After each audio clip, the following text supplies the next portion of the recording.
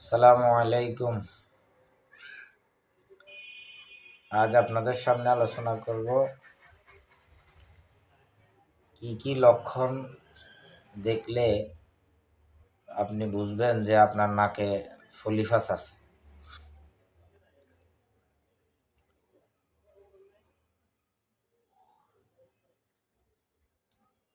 সর্বপ্রথম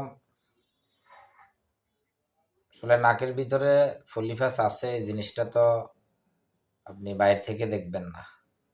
কেউ একজন দেখলে হয়তো আপনি সেটা আপনারা বললে আপনি বলতে পারেন, অথবা কোনো ডাক্তার দেখলে। আপনারা সহজেই যাতে নিজ থেকে বুঝতে পারেন যে আপনার নাকে পলিপাস আছে কিনা, সে ব্যাপারে কিছু লক্ষণ আছে। ওই লক্ষণগুলো যদি আপনার সাথে মিলে যায়, বুঝবেন যে আপনার নাকে পলিপাস আছে। তো এক, সেটা হচ্ছে ঘন ঘন সর্দি হাসি হওয়া। দুই, বিশেষ করে সকালবেলা ঘুম থেকে উঠলেই সর্দি হাসি শুরু হয়ে যায়। এরপরে একটু ঘামলে সর্দি শুরু হয়ে যায়, হাসি শুরু হয়ে যায়। একটু ঠান্ডা বাতাস গায়ে লাগলে, যে এখন বর্ষাকাল, বর্ষার বৃষ্টি হচ্ছে, ঝড়ো বাতাসে যদি একটু ঠান্ডা বাতাস গায়ে লাগে, তখন সর্দি হাসি শুরু হয়ে যায়। ধুলাবালিতে শুরু হয়ে যায়, যেটাকে ডাস্ট অ্যালার্জি বলে। আর ঠান্ডা হাওয়াতে যেটা শুরু হয়, যেটাকে কোল্ড অ্যালার্জি বলে। এরপরে আর একটা সমস্যা হয়, যেমন কাজে কর্মে ব্যস্ততায় আপনি যদি অসময়ে গোসল করেন, যেমন প্রতিদিন আপনি একটা গোসল করেন, দুইটা করেন, এরকম নির্দিষ্ট টাইমের বাইরে যদি আপনি গোসল করেন, তাহলেও দেখা গেছে সর্দি হাসি শুরু হয়ে যায়। এই জিনিসগুলা থাকবে। 3 নাম্বার হচ্ছে নাক বন্ধ হয়ে যাওয়া। কারো কারো ক্ষেত্রে দুই নাক একত্রে বন্ধ হয়, আবার কারো কারো ক্ষেত্রে একবার এক নাক বন্ধ হয়, আবার খোলে। এই নাক খুললে তো ওই নাক বন্ধ থাকে, ওই নাক খুললে তো ওই নাক বন্ধ থাকে। এক একজনের এক এক রকম সমস্যা হয়।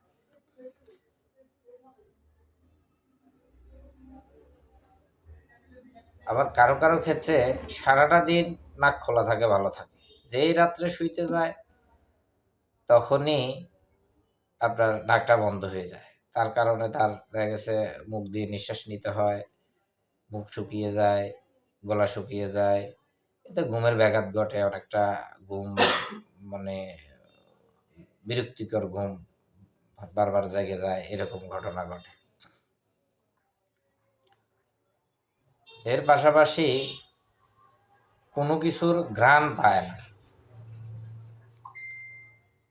4 নম্বর পয়েন্ট হচ্ছে কোনো কিছুর ঘ্রাণ পায় না। 5 নাম্বার হচ্ছে রুচি কমে যায়, খাওয়া দাওয়ার রুচিটা অনেকটা কমে যায়।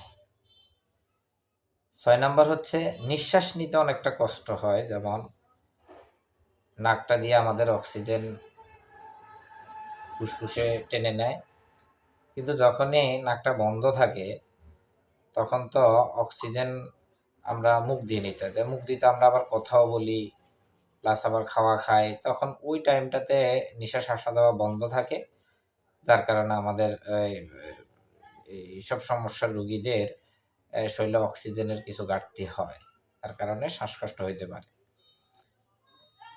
7 নাম্বারটা হচ্ছে মাথা ব্যথা হয় বা মাথা ভারী ভারী লাগে, মানে মাথা মনে হয় যেন কিরকম একটা ধরা ধরা বা জাম হয়ে থাকে।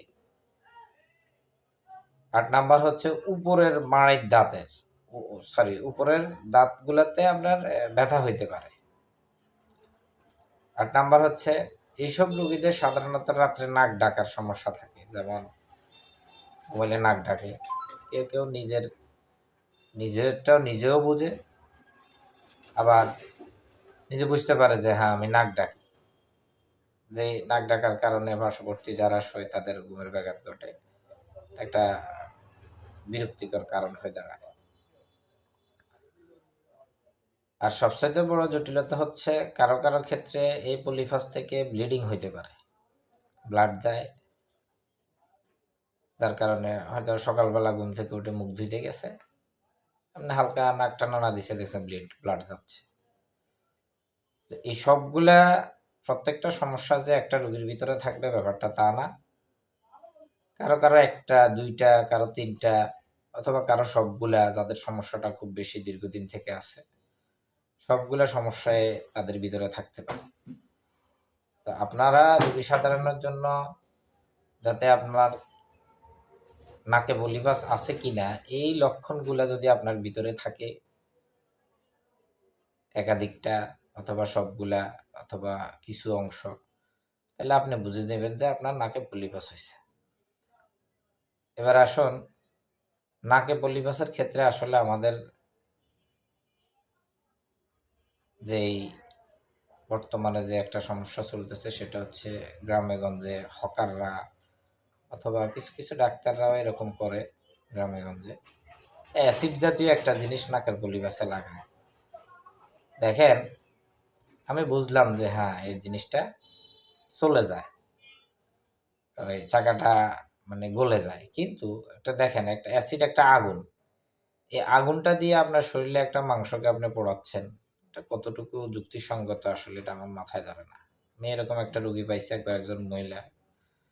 তার নাকের এই যে এই মাঝখানের যে হাড়টা আছে, এই অ্যাসিডটা একটু বেশি এ মানে হয়তো পড়ে গেছে, যার কারণে নাকের হাড়টা পর্যন্ত এখান দিয়ে একদম মানে এপাশে এপাশে গর্ত হয়ে গেছে, গর্ত।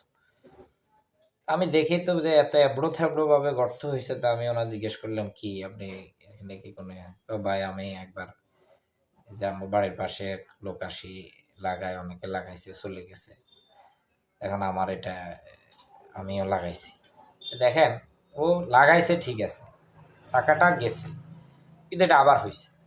আবার এই যে নাকের মাঝখানের যে হাড়টা, এই হাড়টা পর্যন্ত গর্ত হয়ে গেছে। এবং ওইটা এত মারাত্মক ইনফেকশন হইছে, মানে অজিনা একটা রোগ আছে নাকের ভিতরে ঘা হইলে সেটা বলে। ওই সমস্যাটা নিয়ে আমার কাছে আসছে। তা আমি নাকের ভিতরে ঘা দেখলাম, দুর্গন্ধ বাইর হয় এবং দেখলাম হলুদ পুজোর মতো এরকম একটা চট পড়ে, যেটাকে অজিনা আমরা বলি, নাকে অজিনা ঘা। ওই জিনিসটা দেখে আমি তারে প্রশ্ন করাতে সে এই তথ্যটা দিল। আসলে এসব আপনি চিকিৎসা করালেন না ভালো কথা। আপনি সার্জারি করে কেটে ফেলছেন, সেটাও মোটামুটি এটা সমস্যা হয়তো আবার হওয়ার সম্ভাবনা থাকে। কিন্তু আপনি একটা অপচিকিৎসা করলেন। আপনি অ্যাসিড দিয়ে একটা রোগকে জ্বালাইয়া দিলেন। তাইলে আপনি দেখেন এই কোষটা যে এখান দিয়ে বের হইছে, কোষটা তো আমাদের শরীরের একটা অংশ। এটা অন্য কোথাও ছিল যে সেখানে না যায় এখানে গ্রোথ বেশি হয়ে গেছে। অন্য কোথাও অবশ্য শর্ট আছে হয়তোবা। এখন আপনি ওষুধ খাওয়ার পরে, আমাদের হোমিওপ্যাথিক মেডিসিন খাওয়ার পরে হয়তো ১-২ মাস ৩ মাসের ভিতরে আপনি ইনশাআল্লাহ এটা কাভার হয়ে যাবে। কিন্তু আপনি যখন এটাকে জ্বালায় ফেললেন, তখন শরীর থেকে কোষের ঘাটতি হয় না? এটা তো অবশ্যই হয়। কিন্তু আপনি যখন ওষুধ খেয়ে এটাকে দূর করলেন, তাহলে হচ্ছে কি, যেই সমস্যাটার কারণে কোনো একটা জায়গায় কোষের ঘনত্ব বাড়তেছে, ওই সমস্যাটা যখন কেটে যায়, তখন কোষের ঘনত্বটা যেখানে ছিল সেখানে চলে যায়। আর যদি মৃত কোষ থাকে সেখানে, সেটা শরীর থেকে এক্সক্রেটরি সিস্টেমের মাধ্যমে বাইর হয়ে যায়। সেটা হচ্ছে এক্সক্রেটরি সিস্টেমটা হচ্ছে আমাদের ঘাম, প্রস্রাব, পায়খানা, এই ৩ টা জিনিস। এই ৩ টা জিনিস দিয়ে আমাদের শরীরে বর্জ্য জিনিসগুলো বাইরে যায়। মৃত কোষগুলো দেখা গেছে বাইরে যায়। তো ধন্যবাদ। যাদের এরকম সমস্যা লক্ষণগুলা মিলে, তারা বুঝে নেবেন যে আপনার পলিপাসের সমস্যা আছে। আমাদের সাথে যোগাযোগ করতে পারেন। খুব সুন্দর ট্রিটমেন্ট আছে। তবে কোনো এরকম অপচিকিৎসায় ধারপান্তে যাবেন না। ধন্যবাদ। আসসালামু আলাইকুম।